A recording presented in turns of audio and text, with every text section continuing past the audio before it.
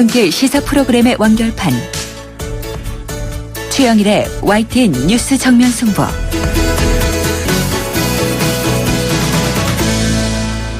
YTN 뉴스 FM 뉴스 정면 승부 2부 시작합니다.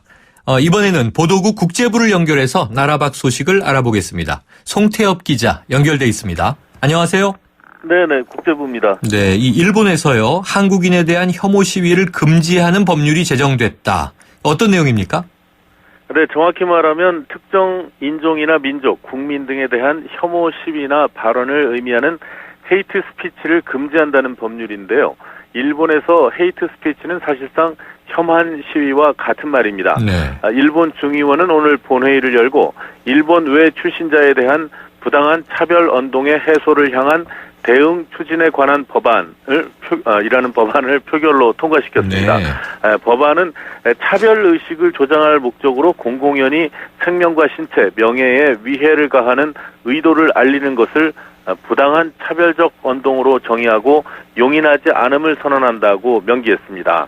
일본에서 혐한 시위와 같은 행동을 용인하지 않는다고 법으로 선언한 것은 이번이 처음입니다.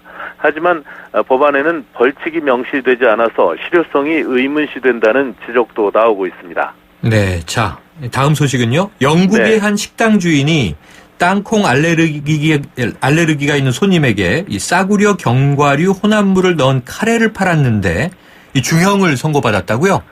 네, 저도 이 땅콩 알레르기가 이렇게 무서운 건지는 이번에 처음 알았는데요. 네, 영국 미들스브러의 티사이드 크라운 법원은 잉글랜드 노스요크 이싱울드 인근에서 인도 음식점을 운영하는 모하메드 자만에게 징역 6년형을 선고했다고 밝혔습니다. 자만은 비용을 줄이기 위해서 아몬드 가루 대신 땅콩이 포함된 값싼 견과류 혼합물을 카레에 사용했다가 땅콩 알레르기가 있는 38살 폴 윌슨을 숨지게 한 혐의를 받고 있습니다. 예. 네, 윌슨은 지난 2014년 1월 자만의 음식점을 찾아 자신에게 땅콩 알레르기가 있음을 밝힌 뒤 카레를 샀고요. 이걸 집에서 먹은 직후에 과민성 쇼크로 숨졌습니다. 불법 이민자인 자만은 사고 당시 빚을 지고 있어서 손님의 안전보다 이익을 우선했던 것으로 알려졌습니다. 자만은 당시 자신은 식당에 있지 않았으며 역시 불법 이민자인 점원이 주문을 받았다고 주장하고 있습니다. 한편 자식을 잃은 폴 윌슨의 부모는 식당들이 땅콩 알레르기의 위험성에 대해서 더 경각심을 가져야 한다고 호소하고 있습니다. 네, 식당 주인 이름도 자만이군요, 자만. 그런데 정말 이거 위험한 일이었네요. 네, 그렇습니다. 네, 자, 이 멕시코 중부에서 지난해에 100여 구의 의문의 시신이 발견된 적이 있습니다. 어제부터 검시를 위한 발굴 작업이 시작됐다고요? 네, 그렇습니다. 멕시코 중부 모렐로스 주에서 발견된 의문의 시신 100여 구에 대한 발굴 작업이 시작됐다고 현지 언론들이 전했습니다. 모렐로스 주 검찰은 지난해 쿠아우틀라시 라스크루세스 공동묘지에서 발견된 시신들에 대한 검시용 발굴을 시작했다고 밝혔습니다. 멕시코에서는 마약 조직의 납치 살해 등으로 인한 집단 매장지가 발견되는 일이 종종 있는데요. 미확인 시신들의 사인이 아직 밝혀지지 않은 가운데 당국은 신원을 밝히기 위한 유전자 표본 채취 등을 마친 뒤 시신을 다시 매장할 방침입니다. 네, 자, 전 세계적으로 이 어족 자원 고갈이 심각한 상황인데요. 이 문어와 오징어는 개체 수가 늘어나고 있다고요? 네, 개체수가 줄어만 가는 다른 많은 어류와 달리 바다의 잡초로 불리는 문어와 오징어는 1950년대 이래 계속 증가해왔다는 연구 결과가 나왔습니다. 네. 호주의 애들레이드 대학이 포함된 국제연구팀은 어로 활동이 더욱 활발해지고 바다의 오염과 온도 상승이 계속되고 있지만 문어와 오징어 개체수는 시종일관 늘고 있는 것으로 나타났다고 밝혔습니다. 네. 이런 결과는 애초 문어와 오징어 개체수는 급증과 급감을 반복할 것이라는 애초의 기대를 무너뜨린 것이라고 호주 ABC 방송이 전했습니다. 연구팀은 전 세계 어업 활동과 해양 감시단체의 자료를 수집해 조사한 결과 지난 1953년 이후에 연안에서부터 공해까지 바다 곳곳에 사는 문어와 오징어 개체수의 증가를 발견했습니다. 문어와 오징어 등 두 종류는 바다의 잡초로 불릴 정도로 변화하는 환경에 빨리 적응하는 것으로 알려져 있습니다. 네. 또 1, 2년에 불과한 짧은 수명과 빠르고 지속적인 성장, 또 사는 조건에 따라 변화와 적응을 할 수 있는 생리적 특성이 반영된 것으로 풀이됩니다. 네. 지금까지 YTN 국제부에서 전해드렸습니다. 네. 오늘 소식 감사합니다.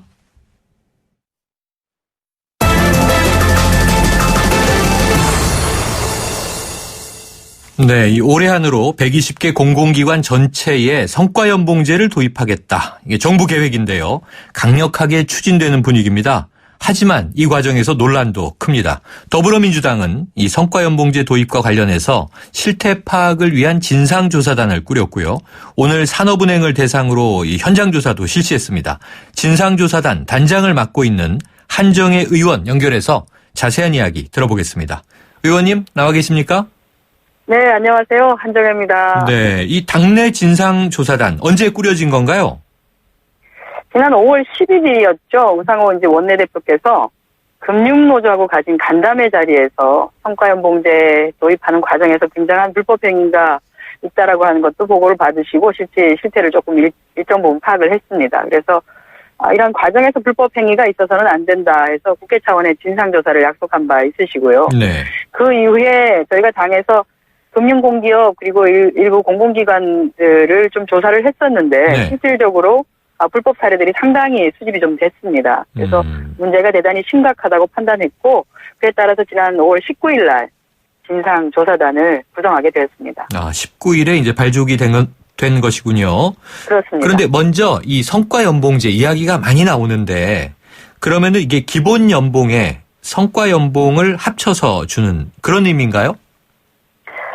기본 연봉에 성과 연봉을 합쳐서 주는 것은 아니고요. 네. 이제 공공기관의 총 인건비 예산이 그대로 정해진 가운데서 네. 직원들의 성과에 따라서 차등해서 임금을 지급하겠다는 것인데 네. 이게 이제 기존의 연봉에 비해서 보면 예를 들어서 130%를 받는 직원이 있다라고 하면 반대로 70%밖에 기존 연봉에 비해서 네. 70%밖에 못 받는 직원이 나오게끔 이렇게 2배 정도의 차이가 나게끔 설계를 해라라고 하는 이런 지시가 떨어진 거죠. 이제 더 큰 문제는 이것이 계속해서 누적된다는 겁니다. 네. 그렇게 되면 10년 후에 입사 동기 간 급여 차이가 어마어마하게 벌어질 경우도 생기게 되는 것이죠. 이제 이렇게 되면 아닌 게 아니라 윗선에 줄 서고 눈치 보고 이런 게 횡행하게 되고 동료회 같은 것은 이제는 기대하기 어려운 정도가 된 것 아닌가 이렇게도 봐집니다. 네. 자, 민간 기업에서도 직업의 유형에 따라서 이 성과급 이렇게 부르는 또 이 급여 방식이 있잖아요. 네, 그거와는 그렇습니다. 다른 것이 총액이 정해져 있군요. 그렇습니다. 그리고 차등 설계를 한다. 차등 설계를 하는 네, 것이죠. 네. 자, 그러면은 이걸 좀 기존 연봉과 비교하면 얼마나 좀 차이가 생기게 될까요? 기존 연봉과 비교를 해보면 저희가 이게 기관에 따라서 조금 다를 수는 있는데 네. 최대화 최저를 어쨌든 2배 정도 차이 나게 설계를 하라고 지시는 떨어진 상태입니다. 그렇다 보니까 이게 연봉의 개념으로 보면 적게는 1,000만 원에서 많게는 2천만 원까지 차이가 날 수 있겠다 이런 생각은 듭니다. 네. 그러면 이게 적게 받는 사람도 생기고 많이 받는 사람도 생기는 거죠? 그렇게 됩니다. 네. 네. 자, 이 정부는요, 성과 없이 연공 서열식으로 연봉이 상승하는 부분을 바로잡아 보겠다. 이런 취지가 아닌가 싶은데요. 만약에 그냥 이러한 그 취지대로라면 바람직한 측면도 있는 건 아닌가요? 그런데 이제 실질적으로 2010년에 성과연봉제와 관련된 권고안이 이미 기재부에서 실시가 돼서 네. 예를 들어서 이제 직기가 있으신 우리 흔히 말하는 경영진에 속하는 네. 그런 분들에 대해서는 이미 이 상당수 도입이 되어 있는 사람입니다. 네. 도입이 되어 있는 상태이고요. 그건 네네. 뭐냐면 책임지고 그 팀을 이끌어 나가는 사람에 대해서는 일정 부분 성과평가를 하겠다라고 하는 의지이겠죠. 네. 그리고 성과평가를 각 부서별 성과평가는 이미 하고 있습니다. 네네. 공공기관에서 하고 있는 공적인 영역의 일이라고 하는 게 개인의 성과라고 하기보다는 그 팀이 잘해서 생기는 네. 성과가 대부분이기 때문에 그렇게 팀별로 지사별로 평가는 하고 있고 그것은 어느 정도 이제 공공기관에서도 다 받아들이고 있는 상황인 것이죠. 네. 그런데 이제 지금은 그게 아니라 개별 평가를 하겠다고 하는 것이에요. 네. 그 한 지사 내에서 개별 평가. 그런데 이게 산업별 직원별로 여건이나 이런 것들이 천차만별인데 획일적인 성과연봉제 기준을 적용하라고 하는 것이 문제라고도 할 수 있고요. 또 하나 저희가 이번에 조사를 하면서 발견한 것인데 좀 재미있는 것은 네. 기존의 성과연봉제를 상당수 많이 도입했던 산업은행이라든지 수출입은행 등은 적자가 많이 났고요. 네. 오히려 성과급제를 가장 적게 적용했던 기업은행의 경우에는 조 단위 이상의 수익을 내고 있는 것으로 오히려 아하. 판단되었습니다. 네. 지금 말씀하신 거 흥미롭긴 한데요. 어떤 인과관계가 있는 걸까요? 그러니까 이제 개별적 평가에 집착했던 것은 오히려 큰 조직으로 보면 조직의 이익에는 부합하지 않았다라고 봐지는 것이죠. 네, 네. 성과에 급급했기 때문에 그렇지 아니하고 오히려 팀 단위의 성과를 많이 이렇게 권장을 했던 조직의 경우에는 오히려 네. 이익이 더 많이 났던 것으로 그렇게 나왔습니다. 네, 그냥 추정컨대는 이 개인의 성과를 챙기느라고 이기주의적으로 행동을 하다 보니 이 팀워크가 좀 깨진 것 아닌가 뭐 이런 추정도 그렇죠. 가능하겠군요. 그렇습니다. 자, 그런데 아까 이 불법행위라는 말씀을 하셨습니다. 그럼 네. 지금 노조와 이 합의 과정이 있어서 어떤 불법 사례들이 있는 건가요? 가장 큰 문제는 합의를 하지 않고 한다는 게 가장 큰 불법입니다. 합의 없이. 이게 네네. 그렇죠. 근무 조건을 어쨌든 예전에 100을 받았던 급여를 100을 받았던 사람이 이제는 이제 70을 받는 사람도 생길 수 있고 많이 받는 사람도 물론 있겠지만 네. 70을 받는 즉 다시 말해서 본인이 기존에 받았던 급여에 비해서 적게 받는 사람이 생기는 것은 불이익하게 변경되는 내용인 것이죠. 근로조건이. 그래서 이런 경우에는 반드시 노동조합이 있으면 노동조합과 합의를 해라. 노동조합에 동의를 해라라고 우리 근로기준법 94조에는 정확하게 나와 있습니다. 그런데 동의를 받지 아니하고 그냥 이사회 의결이라든지 취업규칙 변경이라든지 이런 걸 통해서 그냥 불법적으로 시행을 하는 것이죠. 그런 큰 사례들이 대표적인 것이라고 볼 수 있고요. 이것은 비단 금융공기업만의 문제가 아니라 대한민국 전 공공기관에서 지금 현재 벌어지고 있는 일이기도 합니다. 네. 그러니까 이제 노조나 네. 근로자 단체의 동의를 얻지 않고 이 성과연봉제를 도입하는 것은 현재 상태로라면 근로기준법 위반에 해당하는 거군요.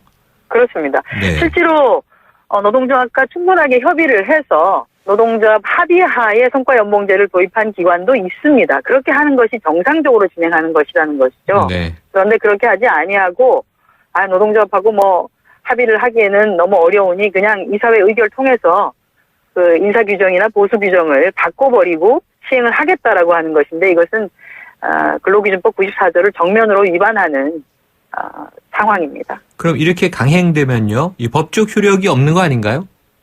효력이 없습니다. 효력이 없는데도 불구하고 제가 보기에는 이제 각 기관들은 일단 정부, 기획재정부나 또는 청와대의 지시가 있으니 어쨌든 하기는 해야 되는데 날짜까지 정해놓고 있으니 언제까지 하라 이렇게 지시를 받은 상황인데 네. 합의가 쉽게 될 것 같지 않으니 그냥 일단 이렇게 일을 저지르고 본다는 생각인 것 같고요. 또 하나는 법적으로 가면은 분명히 이게 불법이기 때문에 문제가 되어서 원상 회복을 하라고는 하겠으나 이게 뭐 행정소송을 거치면 예를 들어서 지방법원 또 고등법원 대법원 이렇게 가는 데는 시간이 많이 걸리니 네. 그때쯤 되면은 지금 일을 저질렀던 기관장들은 다 퇴직을 하고 안 계실 거고요. 그 사이에 이미 노동조합이나 또는 직원들은 힘이 다 빠질 것이다 라고 하는 그런 것도 좀 잠재되어 있는 것 같습니다. 굉장히 옳지 않은 것이죠. 네, 그렇군요. 네. 자, 오늘 이제 산업은행에서 현장 조사를 실시하신 거죠? 네, 그렇습니다. 어떤 문제들이 좀 있었습니까? 여기도 이사회 통과를 먼저 했었고요. 네. 불법적으로. 그리고 이사회는 통과했으나 이제 어떻게든 합법성을 좀 가지도록 해보자라고 하실 것 같으면 그 이후에라도 노동조합과 합의하는 과정을 거쳐야 되는데 그렇게 하지 아니하고 직원들에게 나는 성과연봉제에 찬성한다라고 하는 동의서를 진구를 했습니다. 네. 근데 이 동의서를 진구하는 과정 자체가 부서장들이 직원을 이렇게 쭉 불러 모아놓고 뭐 동의서 서명을 강요하는 것이죠. 그리고 그럼 직원들이 나는 이게 옳지 않기 때문에 서명하지 않겠습니다라고 할 수 있지 않겠습니까? 네. 그러면은 이렇게 되면 오늘 퇴근 못한다. 서명할 때까지 퇴근 못한다라고 해서 밤 11시까지 잡아놓은 경우도 있었고요.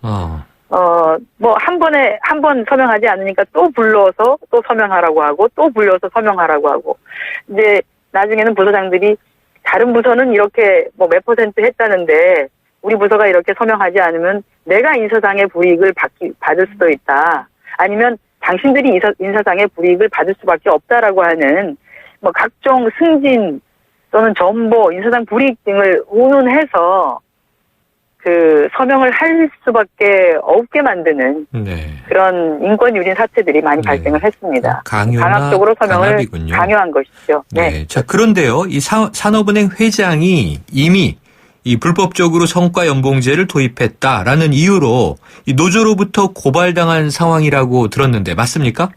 네, 그렇습니다. 이제 산업은행 노동조합이 지난 5월 19일 날 이동걸 산업은행장 그리고 부행장, 본부장, 부서장, 지점장, 인사부 팀장까지 즉 다시 말해서 이제 성과연봉제 실시에 대해서 서명을 하라고 강요했던 그 부서장까지를 포함해서 약 180명 정도 이게 뭐 워낙 대대적으로 일어난 일이었기 때문에 180명 정도를 근로기준법 위반으로 서울지방 고용노동청 남부지청에 고발을 한 상태인 것으로 오늘 확인됐습니다. 네. 자, 그런데 아까 말씀 주실 때요. 일단 뭐 강압적으로라도 도입을 하고 나면 이 지난한 소송 기간이 흐른 후에 이미 기관장은 다 퇴임한 후일 것이다 이런 얘기를 하셨는데 지금 네. 정부가요. 노사 합의가 없더라도 공기업은 6월 말까지 준정부기관은 12월 말까지 이 성과연봉제를 확대 도입한다 이런 입장을 밝히고 있지 않습니까? 그럼 그렇습니다. 정부가 이렇게 기한을 정해놓고 강행하는 이유는 뭐라고 보세요? 이제 그것도 좀 궁금하기도 한데요. 정부는 처음에는 뭐 청년 실업 해소를 위해서라고도 하고 네. 또 공기업의 공정한 성과 체계를 만들어야 하기 때문이라고도 하고 또 금융산업의 경쟁력을 강화시키기 위해서라고도 하고 막 이것저것 사실은 마구 좀 갖다 붙이고 있습니다. 네. 그런데 저희가 보기에는 정부가 이렇게 강행하는 이유가 그동안 박근혜 정부가 뭔가 뚜렷한 성과를 사실 보여주고 있지 못합니다. 네. 그러다 보니까 국민들께 뭔가 성과를 좀 보여줘야 하는데라는 생각에 뭐 그야말로 성과에 급급한 정부가 쫓기듯이 좀 밀어붙이고 있는 것 아닌가 이렇게 아하. 생각됩니다. 그렇군요. 저 의원님 프로필을 제가 전에 보니까요. 네, 이 한국산업안전보건공단 노조위원장 지내신 바 있으시죠? 네 그렇습니다. 이 산업안전보건공단도 이 공공기관 맞습니까? 맞습니다. 여기도 지금 성과연봉제 도입 때문에 네. 시끄럽기도 합니다. 아, 마찬가지 네, 상황이 돼 있군요. 그렇습니다. 그럼 현장 분위기가 지금 더 잘 체감되시겠네요? 그렇습니다. 훨씬 더 많이 체감되죠. 지금 사실 최근에 이제 대규모 조선 해운업계 또 뭐 자원외교 부실 이런 부실 사태들이 많이 있지 않습니까? 네네. 그 사실은 이런 부실 사태 때문에 천문학적인 자금의 부실 사태에 대해서 책임을 져야 할 정부 부처 장관들도 있을 수 있고요. 전직일 수도 있고 네. 전직일 수도 있겠지만 또 금융기업 공기업 기관장들이 있을 수도 있는데 저는 이런 책임을 져야 되는 사람들이 자기들의 책임을 오히려 회피하기 위해서 그 화살을 그 기관의 노동자들에게 돌리는 것 아닌가. 네. 오히려 이슈를 이쪽으로 전환시켜서 이 부실 사태와 관련된 책임 소재의 쪽으로 이슈가 집중하지 못하도록 하기 위해서 하는 것도 아닌가는 생각도 또 들기도 합니다. 지금 네. 보면은. 네. 자, 그러면 또 이제 의원님 그 역지사지의 입장에서 네. 일종의 이러한 이 공공 조직에 속해 있는 근로자들이 연공 서열이라든가 어쨌든 시간이 흐르면은 이 급여가 올라간다라는 고정관념에 젖을 수 있잖아요. 좀 그렇죠. 이 성과 측면에서는 조금 태만해진 그런 측면은 없을까요? 그런데 이제 공공기관의 경우에는 요즘은 굉장히 승진이 어렵거든요. 네네. 그러니까 어떤 하위 직급에서 아무리 연공이 오래된다 하더라도 급여가 많이 올라갈 수가 없습니다. 한 네. 직급에서는. 그러면 본인이 정말로 성과를 제대로 내야지만이 승진을 할 수가 있거든요. 그나마 그러니까 승진의 문이라고 하는 게 굉장히 좁기 때문에 그래서 생각보다 굉장히 열심히 일을 하는 그런 문화가 조성이 되어 있고요. 또 하나는 공공기관은 일반 대기업하고 좀 다릅니다. 제품을 만들고 영업을 해서 수익을 내는 것이 아니고요. 국민을 위해서 이제 공공 서비스를 제공하는 정책 기능이 우선인 것이겠죠. 그런데 이제 뭘 가지고 과연 개개인의 성과를 평가를 하려는지 사실은 좀 퀘스천인 거고요. 평가의 기준이라든가 공정성 기준이 문제가요? 그렇습니다. 이제 한국은행도 지금 성과연봉제 도입하겠다고 하는데 한국은행에서 직원들의 성과를 어떻게 평가할까요? 네. 뭐가 좀 전혀 와닿지 않는 상황인 거죠. 이처럼 이제 공공기관의 경우에는 일반 기업과 같이 효율성이나 생산성을 가지고 평가하는 것이 대단히 어렵습니다. 그래서 네. 평가라는 것이 대단히 주관적으로 갈 수밖에 없거든요.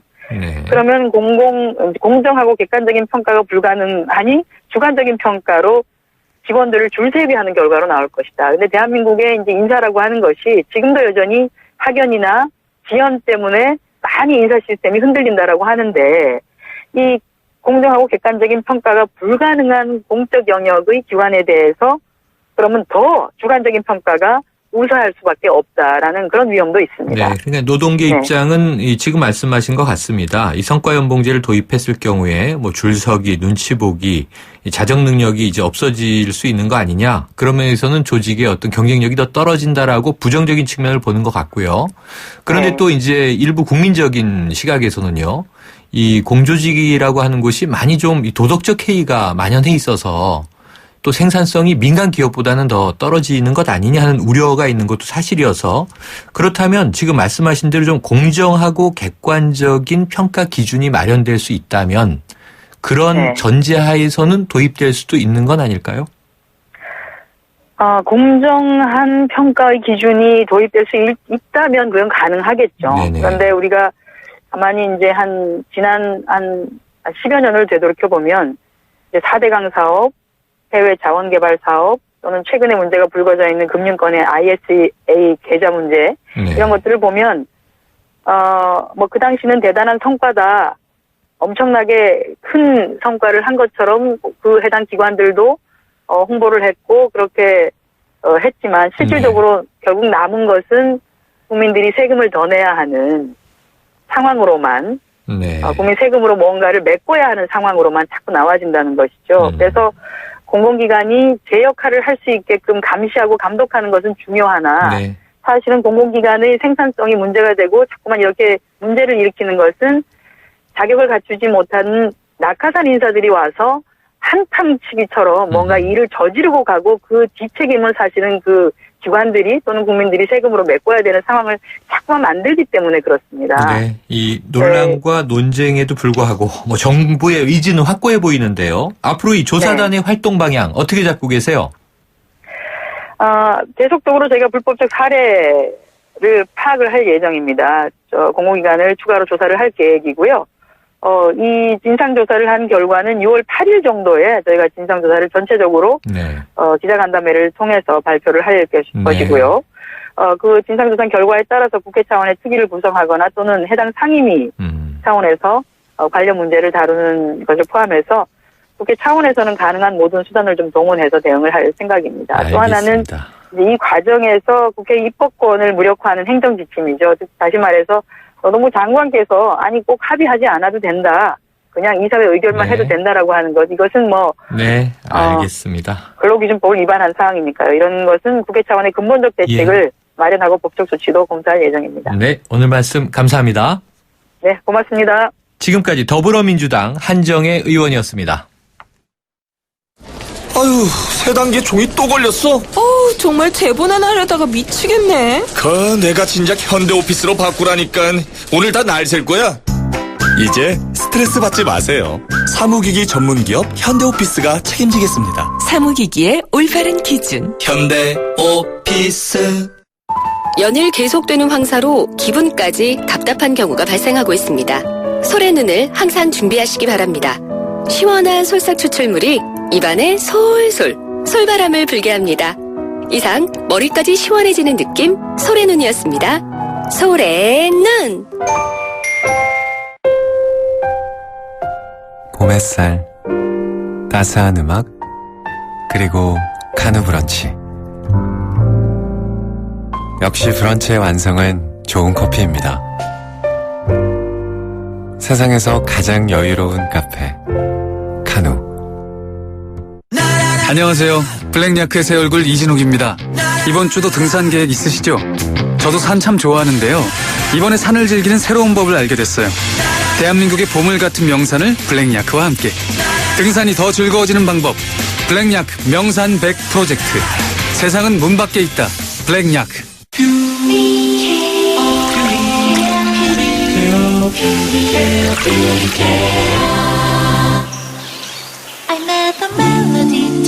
초미세 기술로 순수한 공기를 시작하다. 공기를 퓨어하게 케어. LG 퓨리케어 공기청정기. 5월 롯데 하이마트 전국 동시 세일. 신제품 가격이 해피. 무이자 카드 혜택이 또 해피. 자전거 경품이 200대나 되니까 해피. 라미란도 스마트한 선택. 하이마트 5월 5일부터 29일까지. 경품은 행사기간 매장 방문 고객 중 응모자 대상. 자세한 사항은 매장 문의. 안녕하세요. 삼성생명 모델 조정석입니다. 아이에겐 엄마가, 엄마에겐 아빠가, 아빠에겐 아이가 보험이 되어줍니다. 서로를 보험 삼아 살아가는 가족. 삼성생명이 그 소중한 가족을 지켜드립니다. 다행이다. 삼성생명. 네, 2부 여기까지고요. 3부로 돌아오겠습니다.